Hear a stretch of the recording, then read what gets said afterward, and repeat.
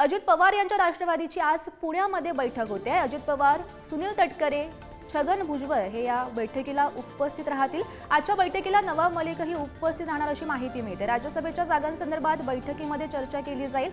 आगामी निवडणुकांच्या अनुषंगाने या बैठकीमध्ये चर्चा होणार अशी माहिती सध्या समोर आली आहे।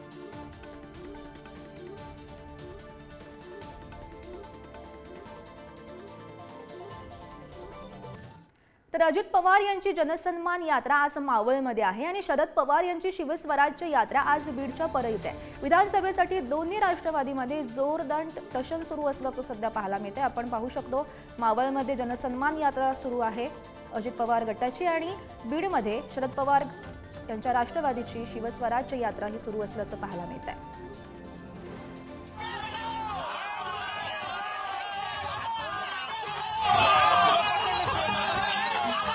या संदर्भात अधिकची माहिती जाणून घेऊयात। आमचे प्रतिनिधी उदय नागरगोजे सध्या आपल्या सोबत आहेत।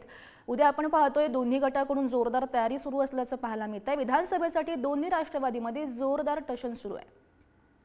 नक्कीच गौरी, आपण पाहिलं असेल बीडमध्ये राष्ट्रवादी काँग्रेस शरद पवार गटाला लोकसभेमध्ये यश मिळालं होतं। त्यानंतर आता त्यांनी बीडवर विशेष लक्ष केंद्रित केल्याचं पाहायला मिळते। काल केज शहरात आणि बीड शहरात मेळावा झाला।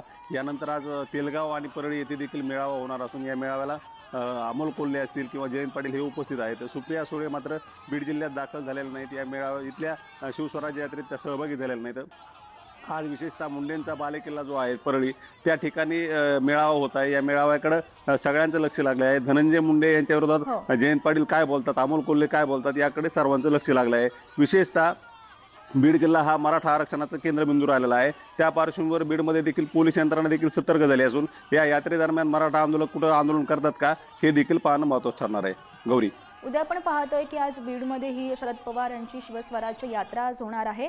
नेमकं काय स्वरूप असेल या यात्रेचं? बीडमधून ही यात्रा 9:30च्या दरम्यान तेलगावकडे निघणार आहे। माजलगाव मतदारसंघातील तेलगाव हे मोठं गाव आहे।